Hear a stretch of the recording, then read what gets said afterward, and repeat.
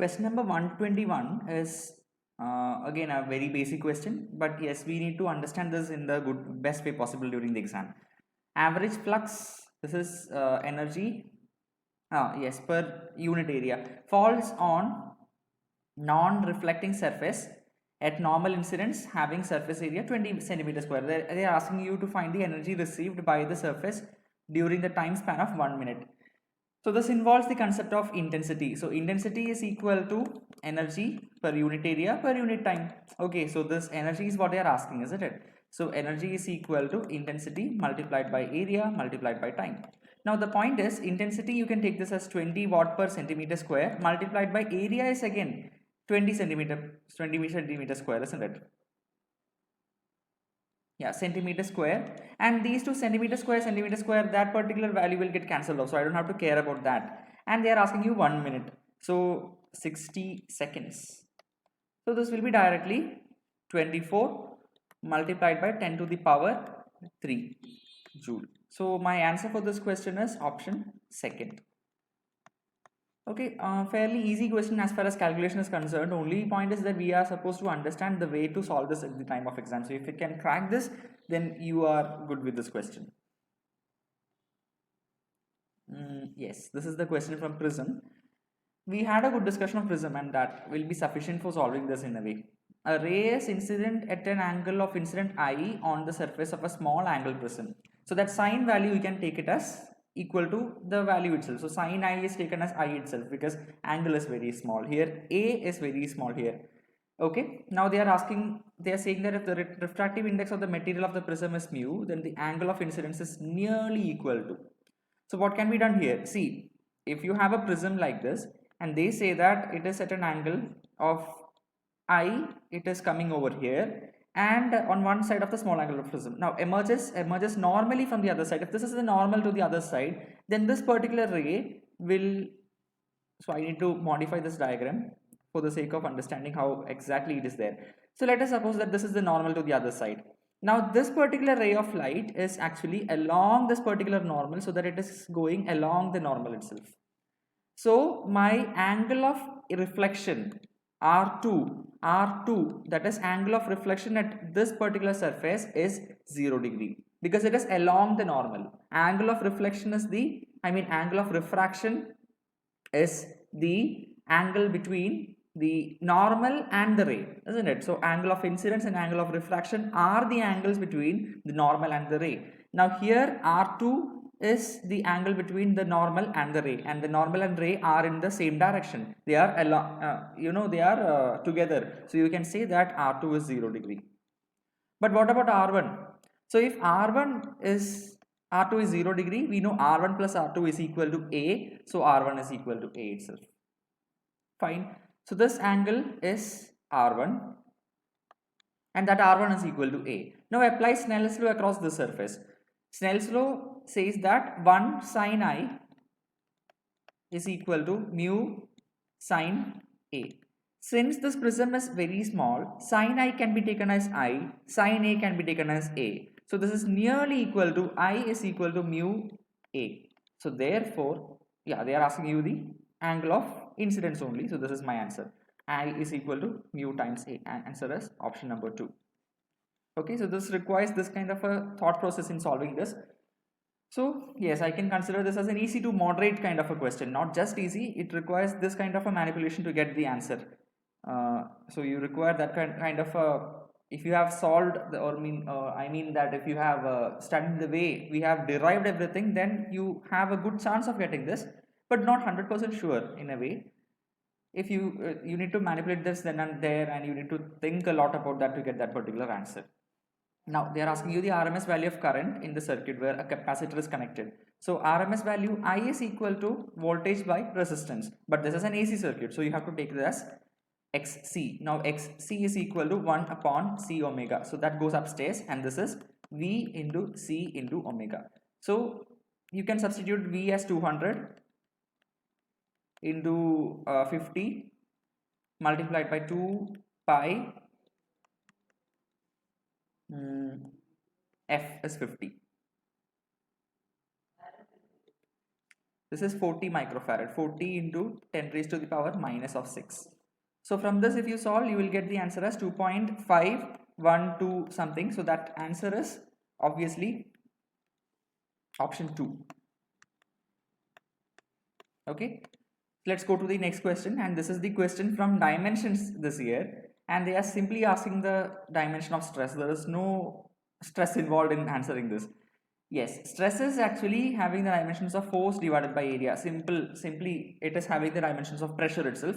Force is ml t minus 2, and this is divided by area L square. So this is m L minus 1 t minus 2. So obviously this is my answer, ml minus 1 t minus 2. So the answer for this question is option 3rd. Now question number 125 is from the topic of wave optics, but that this time they are asking a question from the topic of polarization. So Brewster's angle, it simply means that you have a medium over here, light is actually falling on this, then you are having a normal over the surface. It is reflected and as well as refracted. Some part of it gets refracted and refracted. Now if this is if you talk about this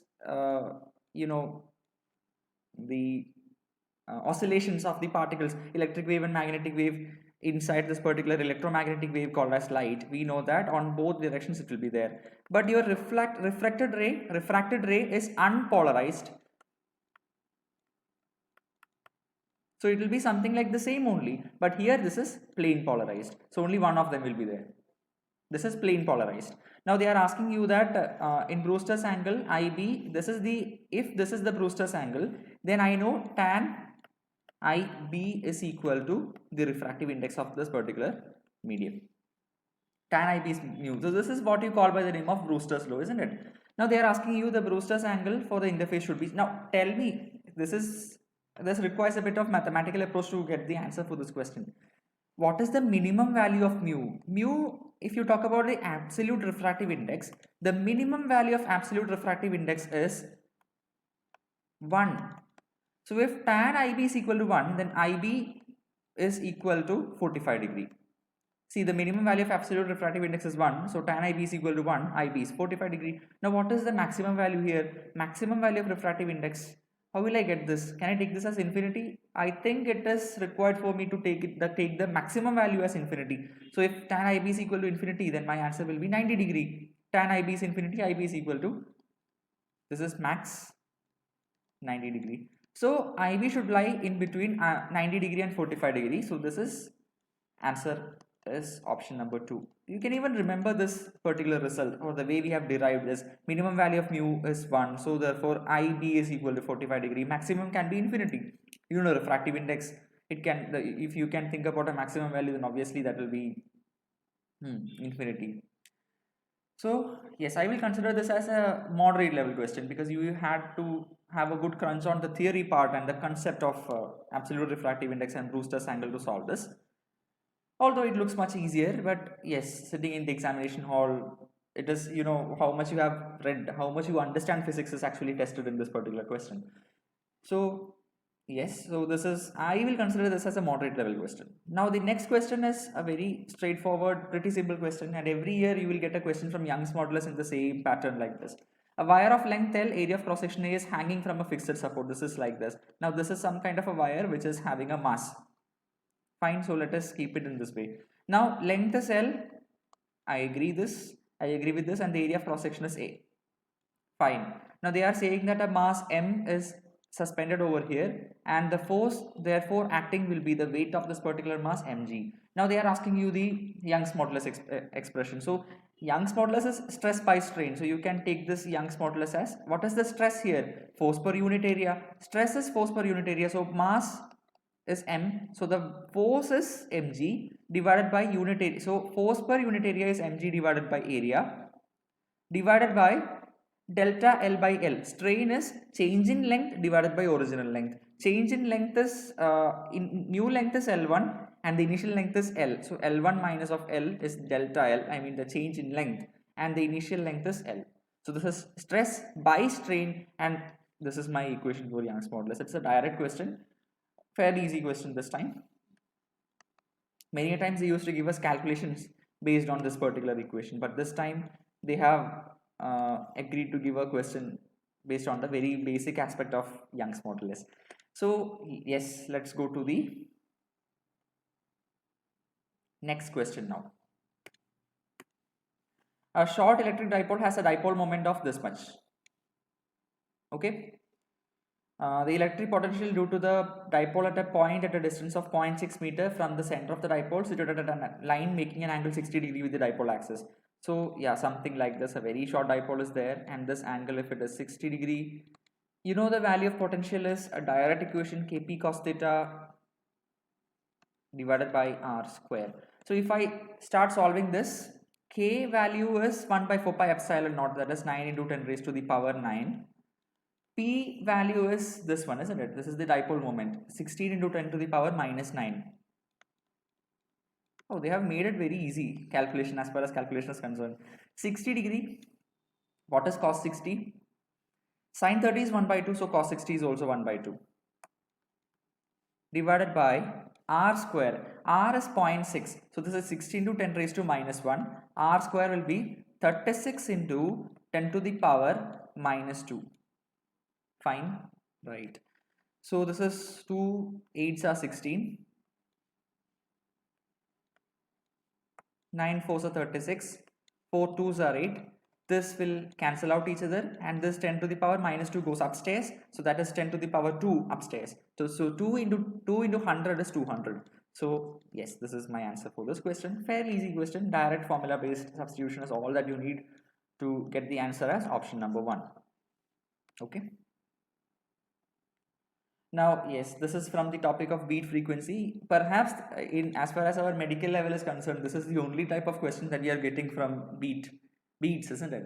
And I personally have solved one kind of a question in this particular channel on YouTube. I don't remember in which video I have done that, but yes, this is something that we find it pretty easier to solve.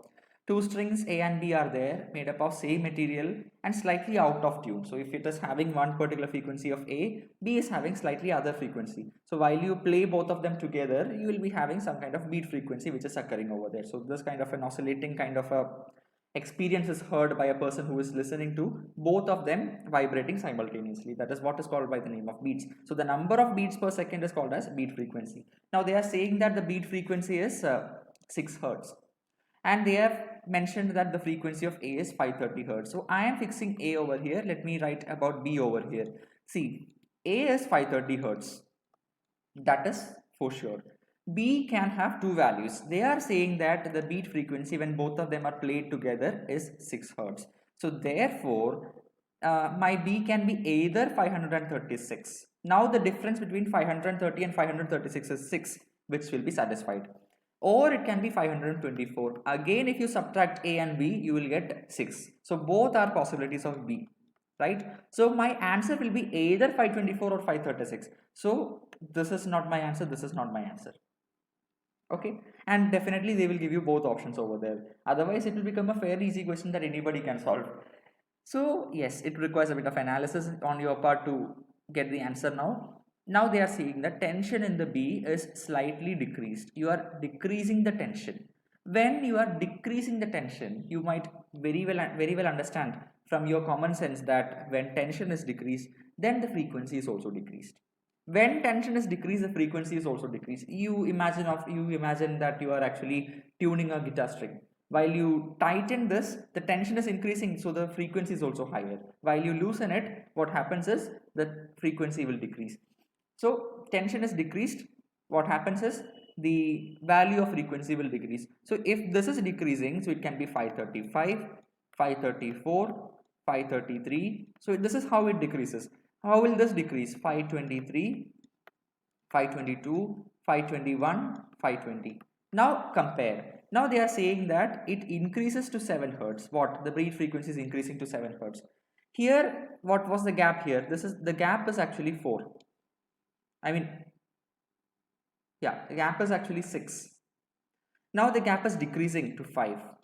Here the gap is decreasing to 4. So actually, if I take this option, what actually happens is that as the frequency of B is decreasing,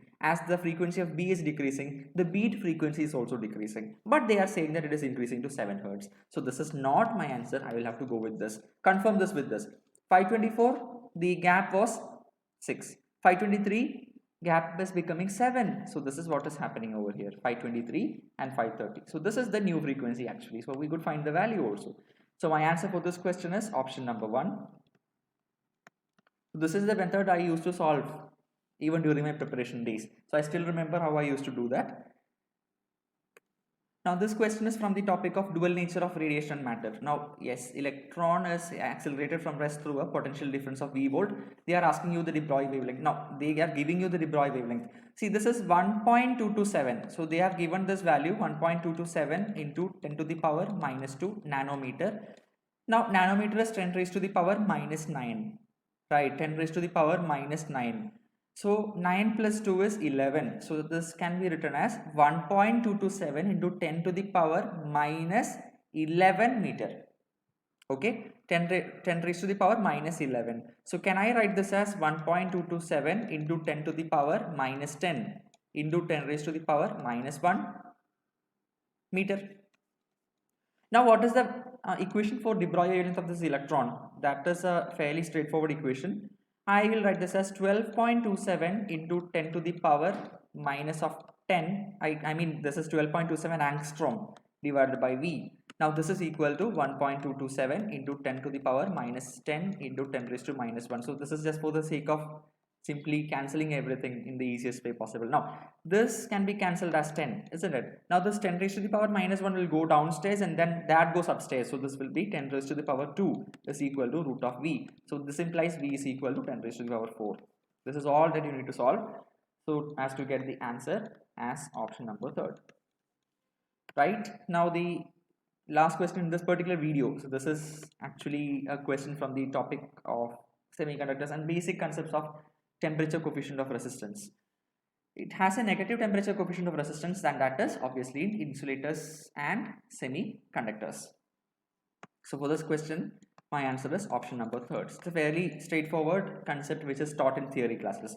So let's go to the final 5 questions now.